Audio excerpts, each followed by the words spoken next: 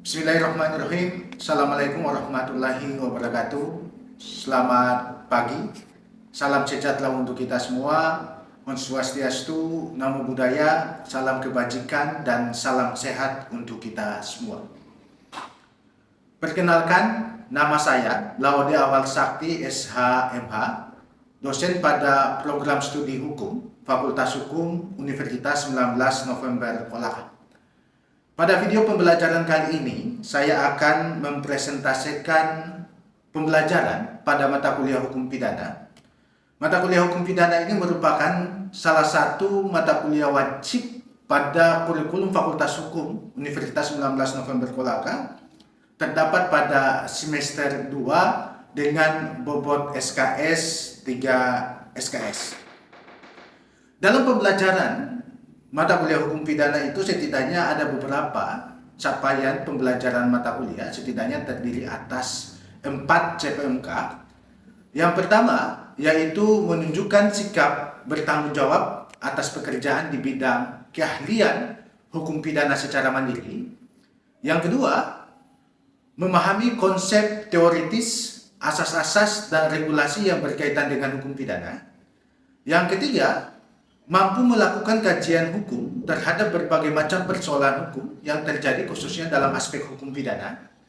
Yang keempat, menyelesaikan segala bentuk permasalahan-permasalahan hukum pidana berdasarkan konsep, teori, asas, dan regulasi yang berlaku. Dari capaian pembelajaran mata kuliah dalam pembelajaran hukum pidana ini kemudian dilebur ke beberapa sub capaian pembelajaran mata kuliah. Setidaknya terdiri atas 10 sub CPMK. Yang pertama, yaitu mampu menjelaskan definisi hukum pidana, pembagian hukum pidana, objek, fungsi, dan tujuan hukum pidana. Yang kedua, mampu menjelaskan konsep, teori, asas, regulasi tentang perbuatan pidana. Yang ketiga, mampu menjelaskan konsep, teori, asas dan regulasi tentang pertanggungjawaban pidana. Keempat, mampu menjelaskan konsep sifat melawan hukum dalam hukum pidana. Yang kelima, mampu menjelaskan konsep kausalitas dalam hukum pidana. Yang keenam, mampu menjelaskan konsep percobaan, konsep penyertaan, dan perbarengan dalam hukum pidana. Yang ketujuh, mampu menjelaskan alasan penghapus penuntutan pidana dan alasan penghapus pelaksanaan pidana. Yang kedelapan, mampu menjelaskan konsep teori, asas, dan regulasi tentang pemidanaan. Yang kesembilan, mampu menganalisis berbagai macam permasalahan hukum yang terjadi dengan menerapkan konsep teori yang benar. Dan yang terakhir, mampu mengimplementasikan konsep teori, asas dan regulasi untuk menyelesaikan permasalahan hukum pidana dengan penuh tanggung jawab. Dalam pembelajaran mata kuliah hukum pidana ini setidaknya terdiri atas 16 kali pertemuan, di mana 14 kali pertemuan itu adalah tatap muka dan 2 kali pertemuan terdiri atas pertemuan ujian tengah semester dan ujian akhir semester. Pada video pembelajaran kali ini, saya akan menggunakan sub CPMK kedua pada pertemuan kedua, yaitu membahas tentang perbuatan pidana. Adapun metode pembelajaran yang saya gunakan, setidaknya itu terdiri atas 3 metode pembelajaran. Yang pertama itu delivery, yang kedua adalah instruction, dan yang ketiga adalah assessment. Delivery ini terdiri atas 2 bahan ajar. Yang pertama saya menggunakan slide, dan yang kedua, saya menggunakan berbagai macam literatur yang digunakan dalam pembelajaran. Selanjutnya, instruction ini saya menggunakan berbagai macam stimulus kasus, dan assessment tujuannya adalah untuk mengetahui capaian pembelajaran melalui kuis. Selanjutnya, sistem penilaian dalam pembelajaran mata kuliah hukum pidana ini setidaknya ada beberapa poin penilaian. Yang pertama adalah partisipatif, itu 10% bobotnya. Yang kedua, proyek yang di dalamnya juga termasuk tugas dan kasus, itu 25%. Selanjutnya mid test itu 30%, dan final test itu 35%. Selanjutnya saya akan mempresentasikan sistem perkuliahan yang saya lakukan di dalam kelas untuk membahas sub CPMK kedua pada pertemuan kedua yang membahas tentang perbuatan pidana. Selamat menyaksikan. Waalaikumsalam warahmatullahi wabarakatuh. Selamat pagi semua. Pagi, Pak. Gimana? Sehat? Sehat. Jadi pada kesempatan hari ini kita lanjut ya untuk pertemuan kedua mata kuliah hukum pidana. Sebelum masuk kepada materi perkuliahan, pertama kita berdoa terlebih dahulu sesuai dengan agama dan kepercayaan masing-masing. Berdoa dimulai.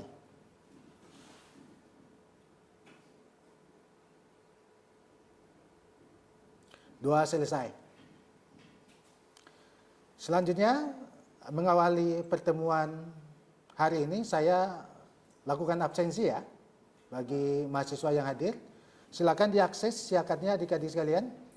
Silakan lakukan absensi dan terakhir saya akan cek kehadirannya sesuai dengan apa yang Anda isi di siakat masing-masing.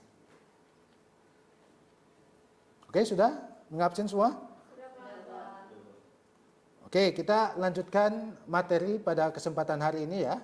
Jadi sesuai dengan RPS yang kita bahas di pertemuan awal, di pertemuan kedua ini kita akan membahas terkait dengan perbuatan pidana. Ya. Dapat saya flashback kembali. Sebenarnya ini saya sudah terangkan di rencana pembelajaran semester kemarin di awal pertemuan. Jadi capaian pembelajaran mata kuliah pada pertemuan kedua ini kita akan berbicara dalam konteks perbuatan pidana. Jadi ada CPMK, ada sub CPMK, dan ada berbagai macam indikator yang akan kita capai. Adik-adik diharapkan dapat menjelaskan pengertian perbuatan pidana, dapat memahami terkait dengan jenis-jenis perbuatan pidana, dan dapat menjelaskan terkait elemen dan unsur perbuatan pidana. Bisa ya? Ini ada indikator kita nih untuk mengukur capaian pembelajaran mata kuliah kita pada pertemuan hari ini. Jadi harapannya kita dapat mengevaluasi di akhir. Anda bisa menjelaskan perbuatan, menjelaskan jenis, dan menjelaskan elemen dan unsur perbuatan pidana. Kalau kita sudah mampu berarti capaian pembelajaran kita bisa capai. Oke, pertama dalam konteks perbuatan pidana. Hal pertama yang harus kita pahami adik-adik sekalian adalah kita memahami definisi dari perbuatan pidana itu. Dalam konteks definisi, perbuatan pidana itu adalah perbuatan yang dilarang. Hampir semua perbuatan itu sifatnya larangan. Membunuh, menganiaya, korupsi, narkotik, terorisme, dan lain sebagainya, itu perbuatan pidana dan terkualifikasi sebagai larangan. Jadi ketika Anda mendefinisikan perbuatan pidana itu adalah perbuatan yang dilarang. Tetapi perbuatan pidana itu tidak hanya perbuatan yang dilarang. Ternyata dalam memaknai perbuatan pidana ada juga perbuatan yang diperintahkan. Contoh, misalkan Anda melihat langsung, mendengar langsung, atau mengalami langsung tindak pidana yang terjadi. Dalam regulasi yang berlaku dalam KUHP, ketika Anda menjadi seorang saksi, wajib hukumnya Anda memberikan keterangan. Anda diperintahkan. Ketika Anda tidak melaksanakan perintah itu, maka Anda juga dianggap melakukan perbuatan pidana. Sehingga ketika kita mendefinisikan perbuatan pidana, ada yang sifatnya larangan dan ada yang sifatnya perintah. Yang diatur dalam ketentuan peraturan perundang-undangan. Jadi ingat, perbuatan pidana itu harus diatur oleh ketentuan peraturan perundang-undangan. Selain itu, dalam memaknai perbuatan pidana juga ada sanksi pidana bagi siapa yang melanggar. Ya, bagi yang tidak melaksanakan perintah dan bagi yang melanggar larangan tadi ada sanksi pidana. Kalau Anda coba lihat regulasi, hampir semua tindak pidana itu ada ancaman sanksinya. Pembunuhan ada sanksinya, penganiayaan ada sanksinya, pencurian ada sanksinya, penipuan ada sanksinya. Sehingga dalam mendefinisikan perbuatan pidana, selain mengkualifikasikan perbuatan yang dilarang dan diperintahkan, juga ada sanksi bagi siapa saja yang melanggar. Bisa paham? Saya sampai di sini paham ya? Ketika Anda disuruh mendefinisikan, sudah bisa definisikan perbuatan pidana itu, ya? Ingat, dilarang, diperintahkan, dan ada sanksi. Tapi diatur oleh ketentuan peraturan perundang-undangan semua. Bisa ya? Oke, lanjut. Penting adik-adik sekalian memahami. Karena prinsip yang mendasari, asas yang mendasari perbuatan pidana itu adalah asas legalitas. Ya, asas legalitas. Asas legalitas ini sebenarnya muncul dalam aliran klasik hukum pidana. Ya. Kalau kita belajar aspek historinya, kenapa kemudian ada asas legalitas ini? Karena zaman dahulu itu hukum itu sifatnya tidak tertulis, tidak tertulis. Ada sebuah zaman namanya zaman Ancien Regime, di mana hukum itu sifatnya tidak tertulis. Sehingga pada saat itu penguasa, raja bertindak sewenang-wenang. Seenaknya menjatuhkan pidana kepada seseorang, tidak ada kepastian hukum mana yang kualifikasinya perbuatan pidana, mana yang bukan. Tidak ada, tergantung raja. Sehingga pada saat itu terjadi yang namanya abuse of power, penyalahgunaan kekuasaan. Pengadilan tidak fair, karena tidak ada kepastian. Hukumnya sifatnya tidak tertulis. Sehingga kemudian pada saat itu muncul para ahli-ahli pikir, seperti Jojo Resieu, Montesquieu. Pertama kali asas legalitas ini dikemukakan oleh Paul John Anselm von Feuerbach itu 1775 sampai dengan 1883. Tujuannya adalah untuk melindungi individu dari kesewenang-wenangan penguasa. Harus dibatasi, harus jelas, harus pasti. Mana yang kualifikasi tindak pidana, mana yang bukan. Ada 3 frasa yang dikemukakan oleh Paul John Anselm von Feuerbach. Nulla poena sine lege, nulla poena sine crime, dan nullum crime sine poena legali. Ketiga frasa ini kemudian digabung menjadi satu tuh. Nullum delictum, nulla poena sine previa legi penali. Ini yang kemudian kita adopsi dalam pasal 1 ayat 1 KUHP. Apa maknanya? Maknanya adalah tidak ada suatu perbuatan yang dapat dipidana terkecuali sudah ada aturan terlebih dahulu sebelum perbuatan dilakukan. Sehingga prinsip dasarnya perbuatan pidana itu adalah asas legalitas. Untuk menentukan apakah itu perbuatan pidana atau bukan, harus ada aturan. Itu asas legalitas tuh. Ya. Seseorang mau dipidana harus ada aturan terlebih dahulu sebelum perbuatan itu dilakukan. Jadi tidak ada kemudian seseorang dipidana tanpa aturan. Harus ada aturan terlebih dahulu. Bisa paham? Bisa, Pak. Asas yang mendasarinya bisa paham? Saya. Jadi adik-adik mahasiswa sekalian tidak akan pernah dipidana seseorang kalau belum ada aturan. Karena itu prinsip perbuatan yang diadopsi dalam pasal 1 ayat 1 KUHP. Itu asas legalitas. Ada beberapa makna adik-adik sekalian terkait dengan asas legalitas. Yang pertama, nullum crime nulla poena sine lege previa.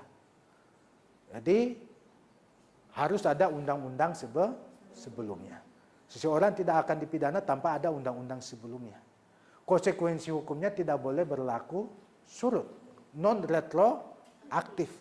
Jadi kalau undang-undangnya ditetapkan sekarang, disahkan sekarang, diberlakukan sekarang, tidak untuk menjerat perbuatan yang terjadi sebelumnya. Tetapi untuk menjerat perbuatan yang terjadi setelahnya. Ya. Yang kedua, nullum crime nulla poena sine lege scripta, harus tertulis. Seseorang dapat dipidana dengan hukum yang sifatnya tertulis dalam konteks hukum pidana sebagai konsekuensi asas legalitas. Pertama harus ada undang-undang sebelumnya, yang kedua undang-undang tersebut harus tertulis, ya. Jadi tidak dipidana orang dengan hukum yang sifatnya tidak tertulis. Yang ketiga, undang-undang tersebut harus jelas, ya, nulla poena sine lege serta. Harus jelas. Konsekuensi hukumnya tidak boleh multi tafsir. Dan yang terakhir itu harus ketat, nullum crime nulla pena sine lege stricta, ketat. Konsekuensi hukumnya tidak dimungkinkannya analogi dalam hukum pidana. Bisa paham? Bisa, Pak. Bisa ya? Jadi perbuatan pidana definisinya kita sudah pahami, dibatasi oleh prinsip asas legalitas, di mana perbuatan itu harus ada dalam undang-undang sebelumnya, perbuatan itu harus tertulis, perbuatan itu harus secara jelas diatur, dan perbuatan itu harus ketat kita maknai agar tidak menciptakan norma hukum baru. Ya? Bisa paham? Bisa, Pak. Ada yang mau tanya? Silakan kalau ada yang mau tanya. Oke, silakan. Baik Pak, perkenalkan nama saya Arina Rasti. Di sini saya ingin bertanya terkait asas legalitas, di mana tepatnya di asas non retroaktif. Di mana pertanyaan saya itu Pak, apakah KUHP baru yang berlaku tepatnya pada tahun 2006 bisa diterapkan untuk menjerat tindak pidana yang terjadi sebelum undang-undang tersebut berlaku Pak? Oke, pertanyaannya bagus sekali ya, terkait dengan KUHP 2026. Jadi kita sudah punya KUHP produk nasional yang disahkan di 2023, namun diberlakukan di tahun 2026 ya. Ini erat kaitannya dengan apa yang saya jelaskan tadi. Erat kaitannya dengan prinsip non retroaktif. Dalam KUHP 2026 itu kan ada beberapa perbuatan baru. Ada beberapa perbuatan pidana baru yang dikriminalisasi. Yang tadinya di KUHP lama tidak dikualifikasikan sebagai suatu tindak pidana, di KUHP baru itu sudah masuk sebagai suatu tindak pidana. Contoh misalkan terkait dengan santet, contoh terkait dengan kumpul kebo, contoh terkait dengan perzinahan, itu sudah beberapa terjadi perluasan. Ada beberapa perbuatan pidana yang dikriminalisasi di situ. Nah, KUHP di 2026 itu pada saat diberlakukan sebagai konsekuensi prinsip asas legalitas yang harus ada undang-undang sebelumnya, maka tidak ditujukan untuk menjerat perbuatan yang terjadi di tahun 2025. Tidak ditujukan untuk menjerat perbuatan yang terjadi sebelumnya. Dia ditujukan untuk menjerat perbuatan yang terjadi pasca diberlakukan. Jadi 2026 ke atas. Kalaupun terjadi misalkan dalam hal terjadi transisi, misalkan Anda lakukan di 2025 akhir perbuatannya. Anda mau diproses di 2026 awal, di mana 2026 awal itu sudah berlaku KUHP baru. Maka berdasarkan hukum pidana positif yang berlaku sekarang, maka yang diterapkan adalah yang paling menguntungkan. Kalau yang menguntungkan itu 2000 KUHP lama, maka KUHP lama yang dipakai. Kalau yang menguntungkan itu KUHP baru, maka KUHP baru yang dipakai. Asasnya adalah les favoreo. Jika terjadi perubahan peraturan perundang-undangan setelah perbuatan itu dilakukan, maka yang diterapkan adalah yang paling menguntungkan. Ya, bisa jadi terjadi perubahan.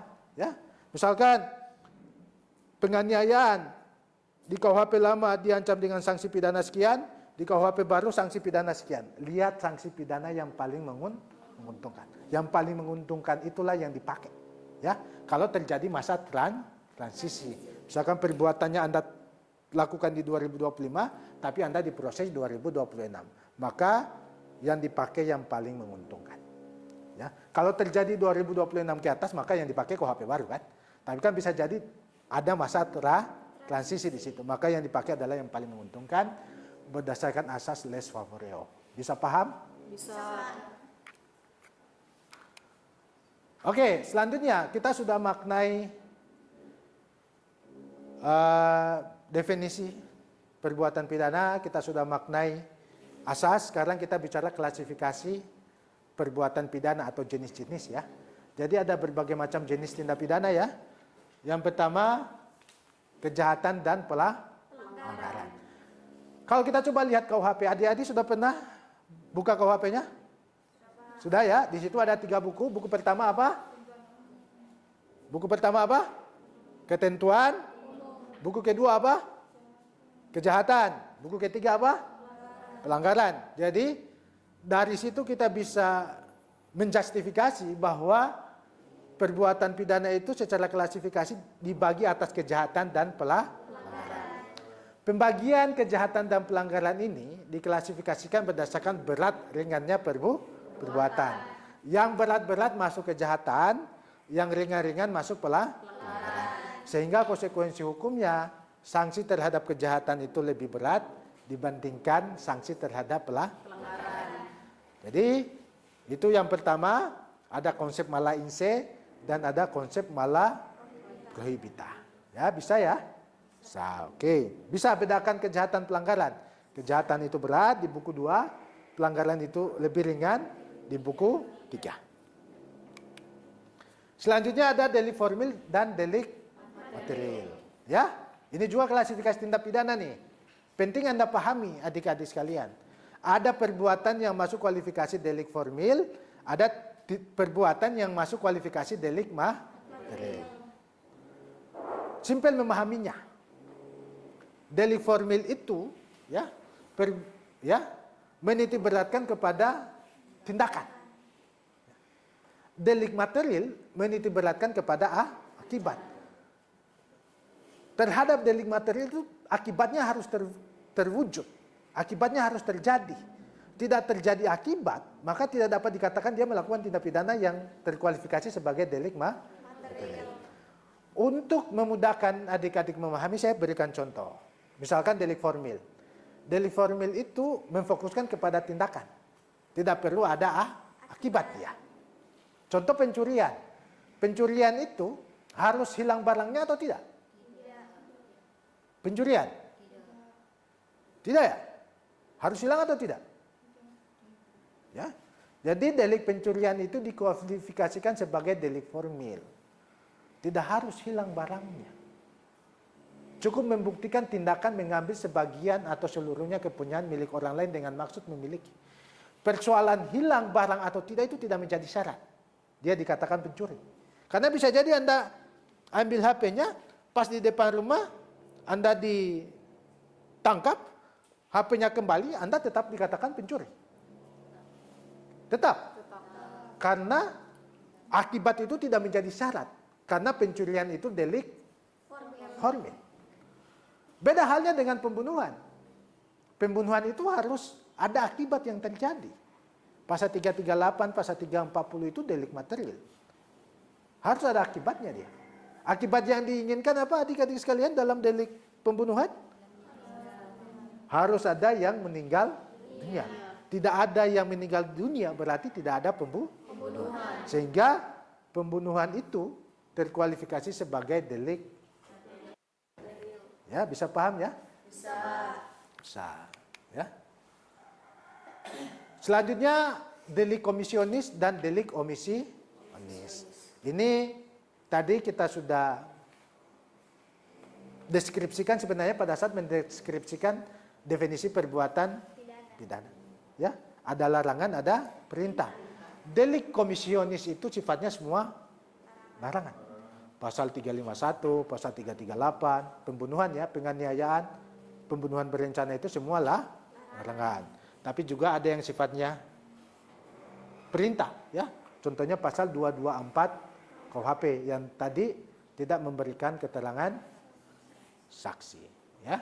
Bisa paham ini? Bisa. Delik umum dan delik khusus. Ini penting adik-adik sekalian, delik umum, delik khusus ya.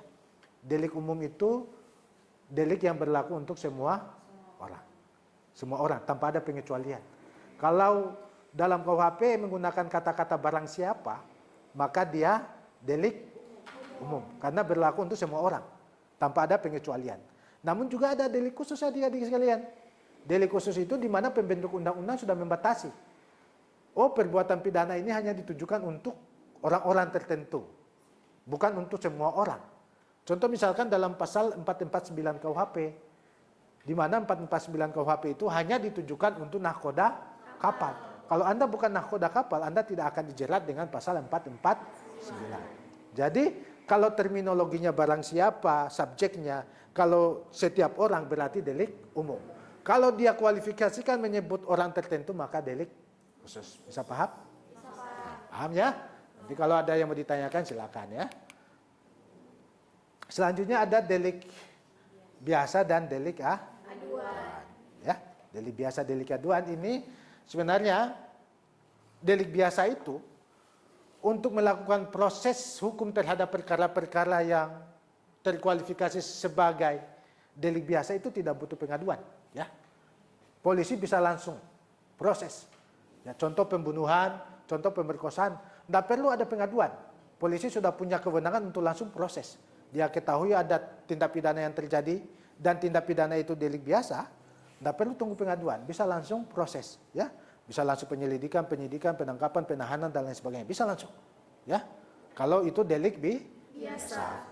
Kalau delik aduan itu dalam proses penegakan hukumnya polisi tidak boleh langsung dia. Butuh yang namanya pengaduan. Tanpa pengaduan terhadap delik aduan tidak bisa dilakukan proses penegakan hukum. Ya, contoh misalkan pencemaran nama baik. Pencemaran nama baik itu harus mengadu korbannya. Walaupun polisinya tahu, polisinya nggak bisa ngapa-ngapain kalau tanpa aduan. Ya. Penfitnaan, penghinaan, perzinahan itu delik aduan. Ya, delik aduan. Tanpa ada pengaduan dari korban, polisinya nggak bisa ngapa-ngapain. Oke? Ada yang mau ditanyakan terhadap jenis-jenis? Oke, silakan. Di sini Pak saya mau bertanya, perkenalkan nama saya Firna Dwiananda. Bagaimana kita membedakan perbuatan itu terkualifikasi sebagai delik biasa atau delik aduan? Mungkin bisa bantu jelaskan. Oke, bagaimana membedakan itu delik biasa dan delik aduan? Simpel adik-adik sekalian. Ya. Kalau Anda mau membedakan, caranya adalah kalau delik aduan disebut langsung dia. Bahwa pasal ini masuk kualifikasi delik aduan. Disebut langsung dalam ayat-ayat selanjutnya. Contoh di pasal 284 itu perzinahan, di ayat-ayat selanjutnya perzinahan ini delik aduan. Dalam penuntutannya butuh pengaduan. Kalau tidak disebut maka secara otomatis itu delik biasa. Jadi kalau Anda temukan oh ini delik aduan maka dia delik aduan. Tapi kalau tidak disebut sama sekali dia delik biasa. Ya, bisa paham? Bisa. Saya Oke, adik-adik sekalian, ya, itulah tadi pembahasan terkait dengan perbuatan pidana. Ada beberapa poin yang kita bisa pahami bersama, yaitu terkait dengan definisi perbuatan pidana. Ingat ya, bisa larangan, bisa perintah, dan diatur dalam ketentuan peraturan perundang-undangan, dan ada sanksi pidana bagi siapa saja yang melanggar. Yang kedua, itu terkait dengan asas yang mendasari perbuatan itu, yaitu asas apa adik-adik sekalian? Asas legalitas. Dipahami ya? Tidak ada suatu perbuatan pidana yang dapat dipidana terkecuali sudah ada aturan terlebih dahulu. Ada beberapa konsekuensi di situ, tidak boleh berlaku surut, dia harus tertulis, dia harus jelas dan harus ketat, ya. Terakhir, kita juga tadi membahas berbagai macam jenis tindak pidana ya. Ada kejahatan, ada pelanggaran, ada delik formil, ada material, delik komisionis, ada delik umum khusus, dan ada delik aduan dan delik biasa. Kita sudah bisa bedakan semuanya, harapannya ya. Untuk menilai capaian pembelajaran kita, saya kirim link ya untuk asesmen. Untuk itu situ ada kuis itu. Silakan Anda isi baik-baik kuisnya. Ya, saya akan lihat apakah capaian pembelajaran kita bisa capai atau tidak. Ya, bisa? Bisa. Kemudian untuk pertemuan selanjutnya kita akan masuk kepada pertanggungjawaban pidana ya. Disiapkan bahannya, dibaca-baca, literaturnya dibaca agar kemudian pertemuan berikutnya kita lebih enak ya. Saya akhiri, wassalamualaikum warahmatullahi wabarakatuh. Waalaikumsalam warahmatullahi wabarakatuh. Itulah tadi video pembelajaran pada mata kuliah hukum pidana. Semoga dapat memberikan manfaat untuk kita semua. Saya akhiri dengan ucapan wassalamualaikum warahmatullahi wabarakatuh.